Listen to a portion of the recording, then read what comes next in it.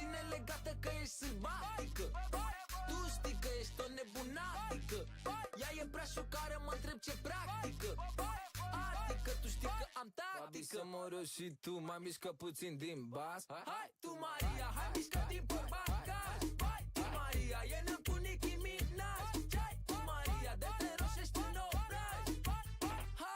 Has, m-a dat peste cap, nu vreau să o las. Fă tu mă iubești sau te prefaci.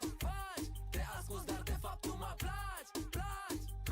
Hai nu te mai agita, nu te mai alinta. Coloana tatuată și dansează ca Anita. Nu mai pot de ea, e bună ruvecina. Mi-e poftă de ea că are stilul de latina. Te-aș ține legată că ești sălbatică. Tu știi că ești o nebunatică. Ea e prea șocară, mă întreb ce practică. Adică tu știi că am tactică. Babi să mor eu și tu, mai mișcă puțin din bas. Hai tu Maria, hai mișcă din portbagaj. Hai tu Maria. Hai tu Maria. Mă face să nebunesc, mă duc la A. Zile, turbată se mișcă ca în Brazil. Chiar dacă spuștam cu tine, vreau un cor. Ai talent nebun, o bravo, ai stil. Tan tan tan tan tan tan tan tan. Am zic cum.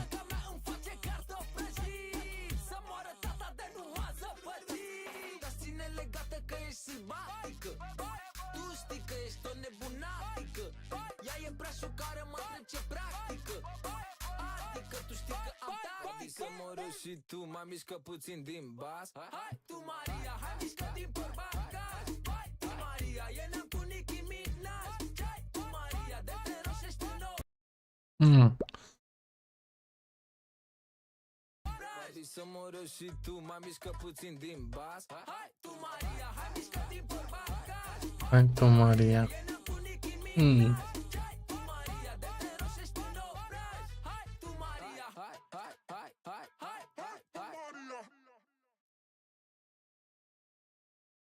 Ce bei și Mariano, atât s-a putut. Atât s-a putut.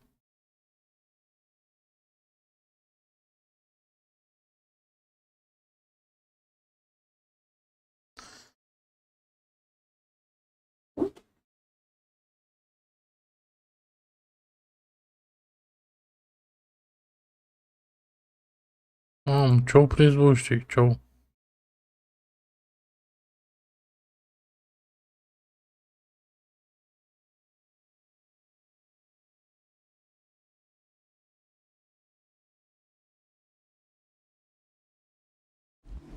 My name is Jeremy Wade. I'm an explorer, a biologist, and a fisherman. Look at this! There it is! I've caught many extraordinary fish from rivers all around the world. Fish that can be described as real monsters. Normally, I have to travel halfway around the world to find my quarry. Here we go! The biggest, some would say baddest, freshwater fish on the planet. It's not often I hear of a river monster in my own backyard. But this is exactly what's happening. Treading water. No, just fishing. Fishing? No? Right. Immer mit zwei. Okay. One glove, no good, not enough. Always with two, one glove, the fish can twist and twist you around. So we have two gloves. Finally, Wiesz, în Germania? we want to start fishing at dusk. So this is the place to fish. Whales are night stalkers. Their bodies are bulging with sensory receptors. The lateral line that all fish have allows them to sense water vibrations, but catfish also have extra receptors in their skin. Those tentacles are more than just feelers, they can taste the water for slight chemical changes. Any clue that leads them to a meal, which can be anything from fish to crustaceans, even water birds.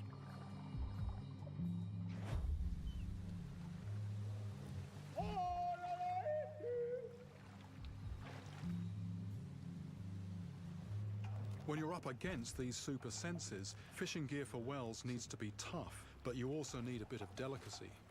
I've got very strong, like 80 kilo breaking strain braided line there, so you can literally just hang on. You don't have to let them take any line at all. You just hang on and try and stop them getting anywhere near that wood. Float that slides, but only up as, whoops, only up as far as the knot. Going down to a fairly big single hook. And something on that hook that smells tasty, so a dead fish as bait should hopefully draw a large catfish in.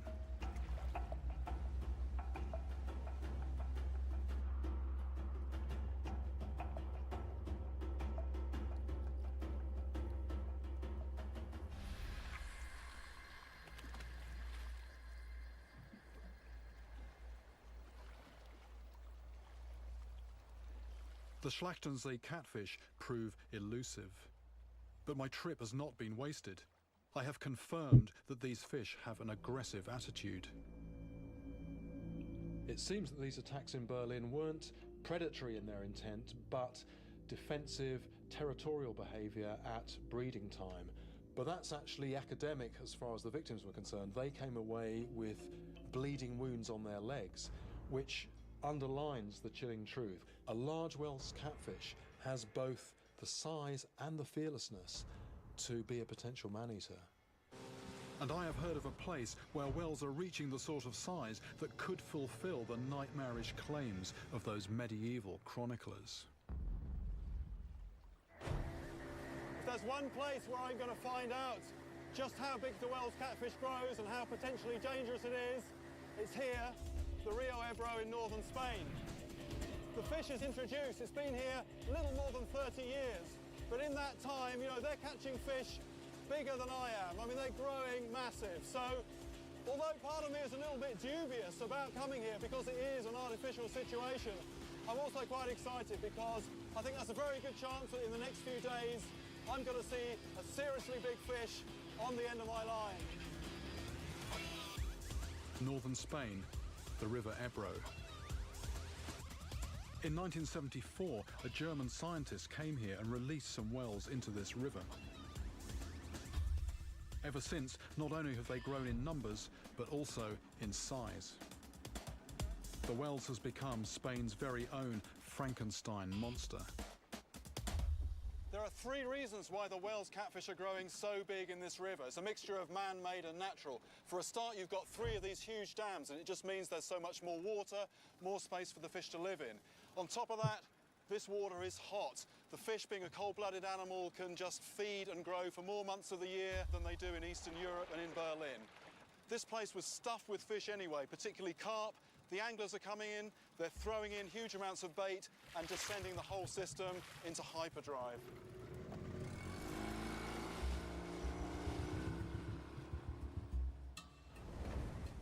This river has a policy of catch and release. So every year, the biggest fish are even bigger than the year before. Monsters of over 200 pounds already prowl these waters. Whales can live to 80 years. Such fish are a massive lure to fishermen from all over the world.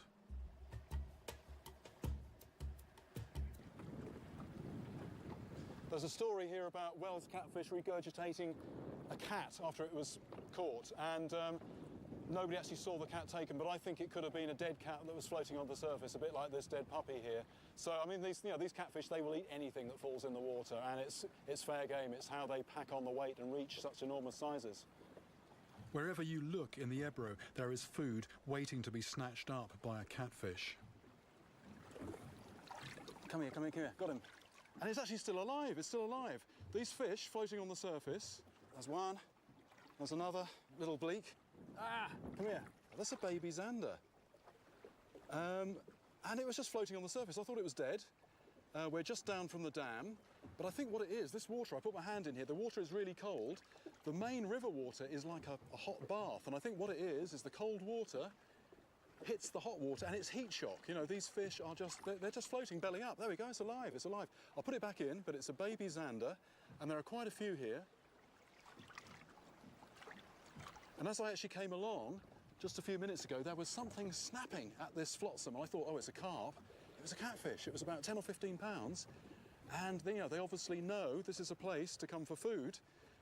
Maybe sometimes I think these come through the turbines as well, ready minced up. another example of just how rich this river is. It's, it's a man-made thing. We've got a dam here, and it just provides a source of food for Mr. Catfish. Back he goes. He might recover. I think he might recover. Amazing food source, all as a result of the dam there.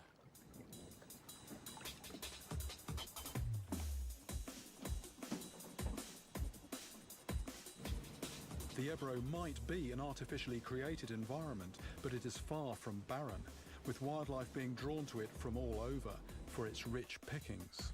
We've got here a very rare white vulture. There's just loads of griffon vultures nesting in this rock here. It's just purpose-built, sort of like a block of flats for vultures. Yeah. Fish shark. Great. It's a fish.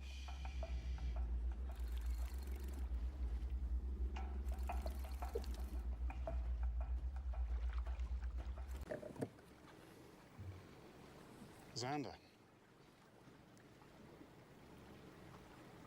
Nice fish. Not what I'm after, but some of the fish that are in here, that will go in sideways, won't it?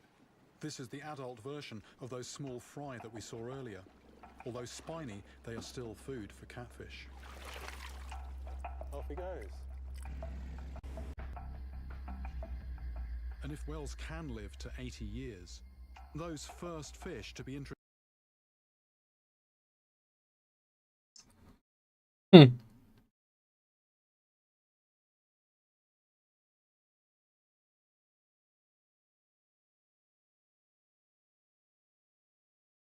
physical stuff.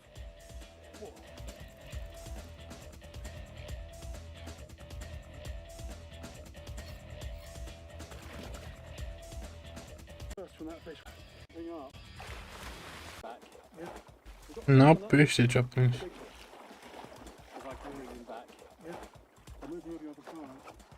And these fish even seem used to being handled. My first fish is 140 pounds and measures 6 foot 9 inches. If these fish are putting on 10 pounds a year, then in 20 years, this already massive creature could weigh as much as 340 pounds. More than double its present size.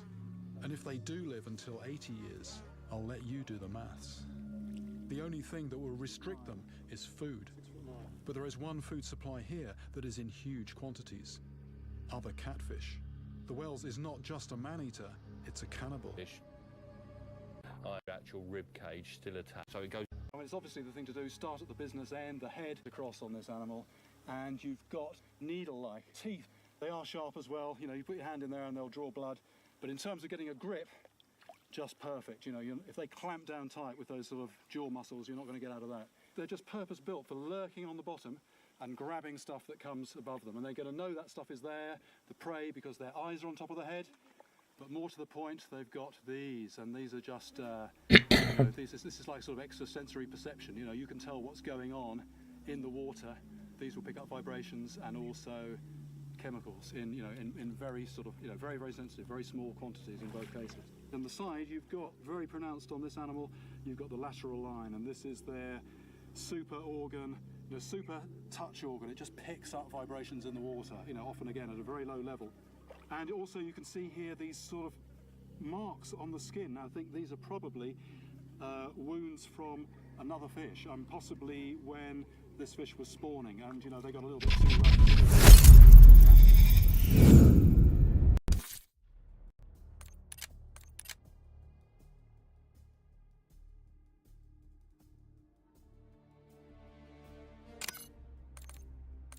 Montre som to už dostat tak.